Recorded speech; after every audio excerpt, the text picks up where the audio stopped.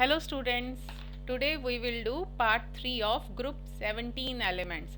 But before that, in case आपने channel को subscribe नहीं किया तो जल्दी से कर लीजिए. तो फिर शुरू करते हैं part 3 of group 17 elements. So first we will do oxoacids of halogens. Now अब ये oxoacids होते क्या हैं? एसिड्स का मतलब होता है कि ऐसी चीज जिसमें हाइड्रोजन होगा.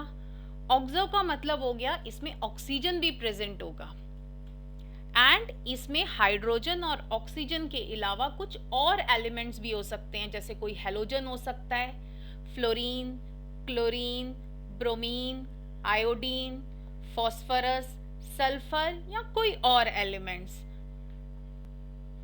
तो अभी हम करेंगे ऑक्सो एसिड्स ऑफ हेलोजन, जिसमें ये जो अदर एटम है ये हेलोजन में से कोई एक एटम होगा, या तो ये क्लोरीन होगा, ब्रोमीन होगा, आयोडीन होगा या फ्लोरीन होगा. हेलोजन्स बहुत सारे ऑक्सो एसिड्स बनाते हैं, but most of them can not be isolated in pure state. They are stable only in aqueous solution or in the form of their salt. So now we will talk of oxo acids of halogen. Halogen बहुत सारे oxo acids बनाते हैं. तो पहला oxo acid होता है with formula HOX. HOX का नाम है हाइपोहेलस एसिड. इसमें ऑक्सीडेशन स्टेट हेलोजन का रहता है +1 and fluorine form HOF mean hypofluorous acid. Chlorine form HOCl, hypochlorous acid. Bromine form HOBr, hypobromous acid. And iodine form HOI, hypoiodous acid. Similarly, Hallus acid is also formed. Hallus acid formula is HOXO. इसे HOXO भी लिखेंगे या फिर हम HXO2 भी लिख सकते हैं. तो कहीं भी ये HOXO की फॉर्म में भी लिखा हुआ दिख जाएगा या HXO2 की फॉर्म में भी. इसमें ऑक्सीडेशन स्टेट है हेलोजन का +3. फ्लोरीन कोई भी हेलस एसिड नहीं बनाता. इनफैक्ट फ्लोरीन और कोई ऑक्सो एसिड नहीं बनाता, सिर्फ हाइपोफ्लोरस एसिड को छोड़कर.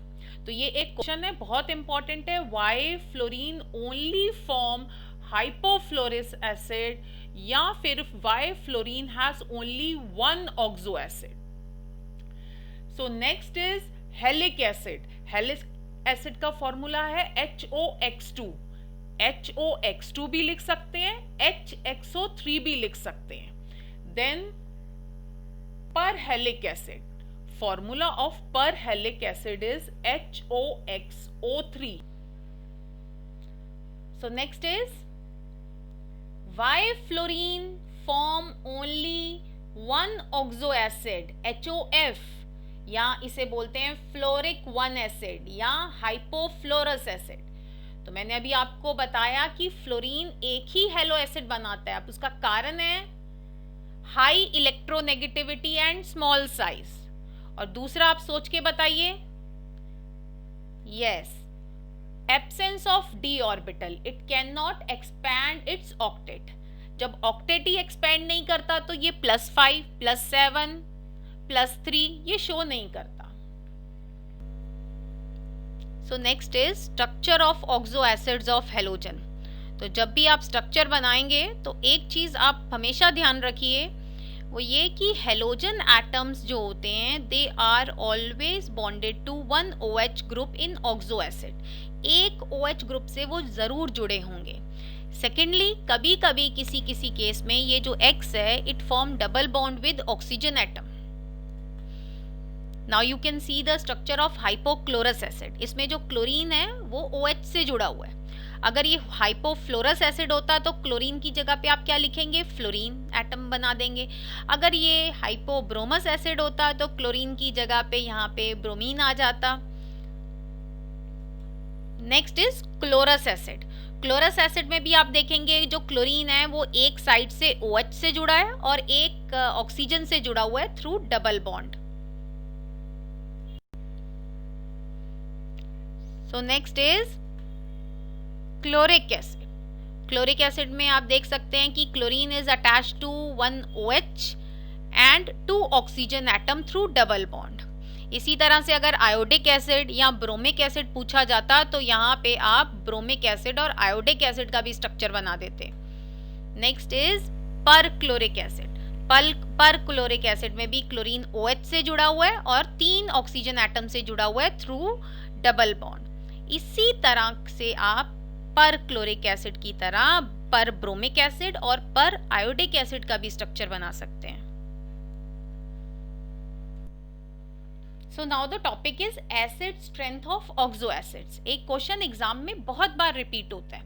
बहुत सारे ऑक्सो एसिड्स दिए होते हैं and they said you to arrange these oxo acid in increasing or decreasing order of their acid strength. So for that, first we will compare the oxo acid with different halogen but same oxidation number.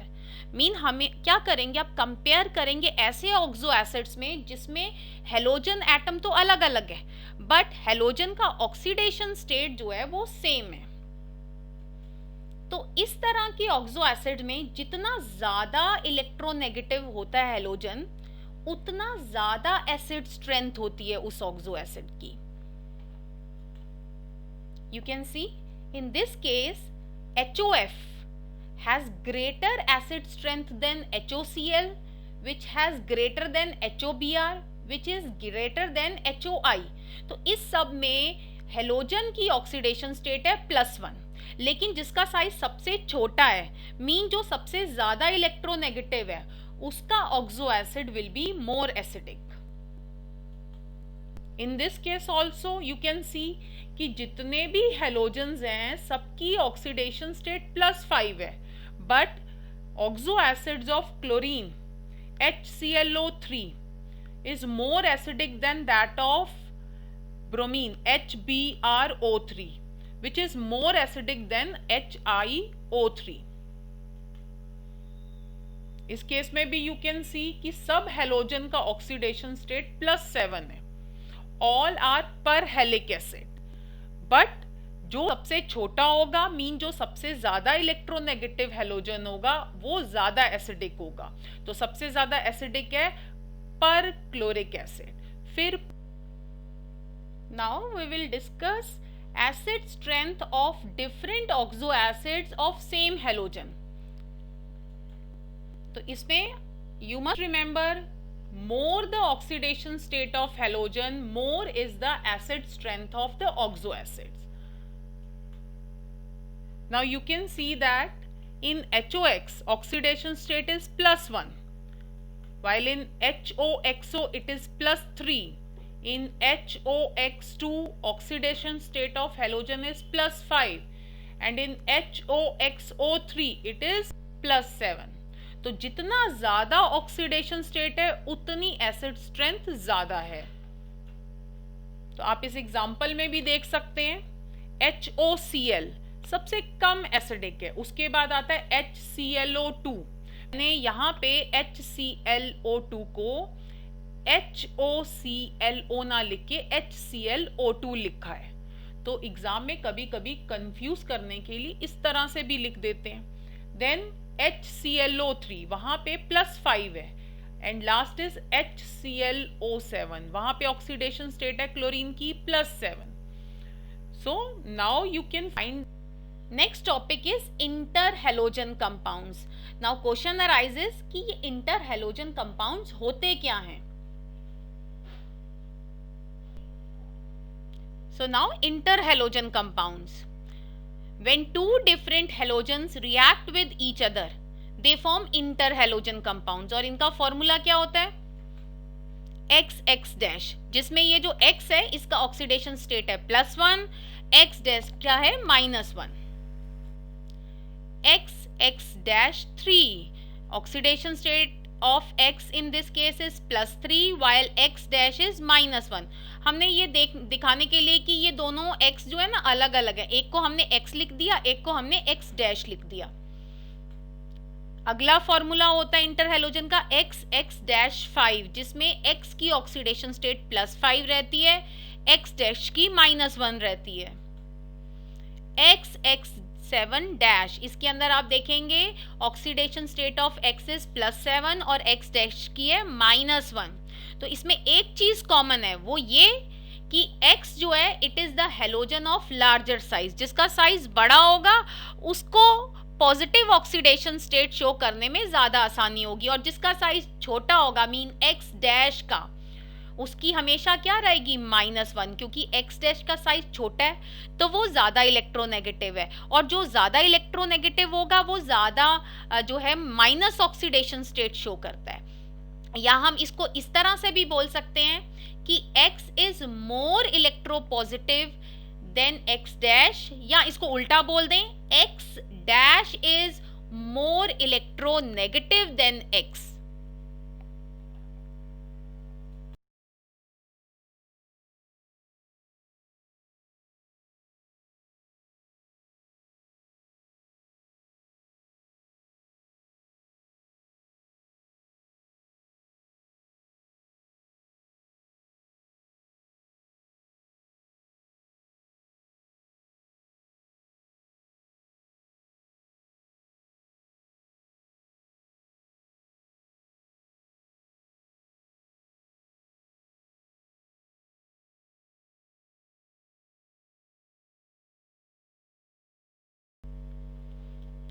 So next is preparation. तो इनको अलग अलग method से prepare कर सकते हैं। तो देखते हैं, पहला है कि अगर क्लोरीन और फ्लोरीन को you are taken in equal volume, so they will form ClF। अगर आप क्लोरीन को एक्सेस में ले लेते हैं और ये फ्लोरीन के साथ रिएक्ट करता है तो इट फॉर्म ClF3। और आयोडीन और क्लोरीन को when taken in equimolar amount it will form ICl। While अगर आप क्लोरीन को एक्सेस में ले लेते हैं और आयोडीन से रिएक्ट करते हैं इट फॉर्म ICl3। ऐसे ही ब्रोमीन और फ्लोरीन को लेने पे BrF3 बनता है। And when fluorine is taken in excess it react with bromine to form BrF5। तो ये जो इक्वेशंस है कभी कभी कंप्लीट द इक्वेशंस में पूछ ली जाती हैं। So now let's talk about properties of interhalogen compound. Interhalogen compounds are actually covalent molecules. They are diamagnetic in nature. Diamagnetic mean all the electrons are paired in the molecule. No unpaired electron is present. This is very important that interhalogen compounds are more reactive than halogens except fluorine. कि जो interhalogen compounds होते हैं वो जो normal halogens होते हैं उनसे ज़्यादा reactive होता है। तो ये बहुत important question है। So reason इसका क्या है कि interhalogen compound में जो XX dash bond होता है ये बहुत ही weak होता है XX bond से। मीन जब ये दोनों X atom same हो, उसके मुकाबले XX dash when two halogens are different, तो ये जो बॉन्ड है it is very weak. Weak इसलिए होता है बिकॉज X और X डैश में एक ज्यादा इलेक्ट्रोनेगेटिव है, एक थोड़ा कम इलेक्ट्रोनेगेटिव है, which make the bond polar. तो due to this electronegativity difference between X and X dash, this X and X dash bond is weaker, which make these interhalogen compounds more reactive than halogens. So now hydrolysis of interhalogen compounds, कि how interhalogen compounds react with water, वो water के साथ कैसे react करते हैं। So interhalogen compounds with formula XX dash, they react with water to form HX dash plus HOX। HOX का मतलब है hypohalous acid बनाते हैं। वाइल अगर फॉर्मूला XX-3 है तो वो वाटर के साथ रिएक्ट करके HX प्लस HOXO बनाते हैं which is हेलस acid. While interhalogen compound with formula XX-5 they undergo hydrolysis to form HX dash plus HOXO2 which mean helic acid। और जो इंटर हेलोजन कंपाउंड्स का फॉर्मूला होता है XX-7, वो water के साथ रिएक्ट करके HX- प्लस HOXO3 बनाते हैं, मीन पर हेलिक एसिड। तो बट इसमें एक चीज आपने नोट की होगी कि ये जो X- है ये स्मॉलर साइज वाला हेलोजन है, which mean more electronegative halogen है, और ये जो X है it has larger size. So now the shapes of interhalogen compound. XX- has linear shape और इसमें hybridization होती है sp3. Now you can see the shape of XX- molecule. Next is XX-3. It is having bent T shape. Hybridization is sp3d. You can see two lone pair are there in this molecule, so don't forget to make this lone pairs. So now XX-5, it has square pyramidal shape. Hybridization होती है sp3d2 और आप shape भी देख सकते हैं, इसके पास एक लोन पेयर है. Don't forget to make this lone pair because without lone pair you will not get the marks. Next is XX-7 having pentagonal bipyramidal shape. Hybridization sp3d3. अगर आपको hybridization concept पढ़ना हो, you can comment. I can make video on that concept also. Now you can see the shape of XX-7 molecule. So next is uses of interhalogen compounds. They are used as non-aqueous solvents. They are very useful fluorinating agents. They are also used as catalyst in few reactions. UF6 which is used in enrichment of uranium-235 is produced by using ClF3 and BrF3. So now we will talk about some important question जो इस topic में हमने cover किए हैं ताकि आपको revision भी हो जाए. So पहला क्वेश्चन है why is ICl more reactive than iodine. अगर सेकंड क्वेश्चन आप देखेंगे inter halogen compounds are more reactive than halogens, why. तो इन दोनों का जो आंसर है वो लगभग सेम होगा. इन केस आपने वीडियो को अच्छे से देखा होगा तो अब आप इसे आंसर कर सकते हैं. तो let me answer for you. Because XX- bond is weaker than XX bond due to electronegativity difference between X and X-. In case इससे पहला वाला क्वेश्चन होता ICl वाला तो आप यहाँ पे XX- की जगह पे ICl लिख देते और XX की जगह पे I2 लिख देते.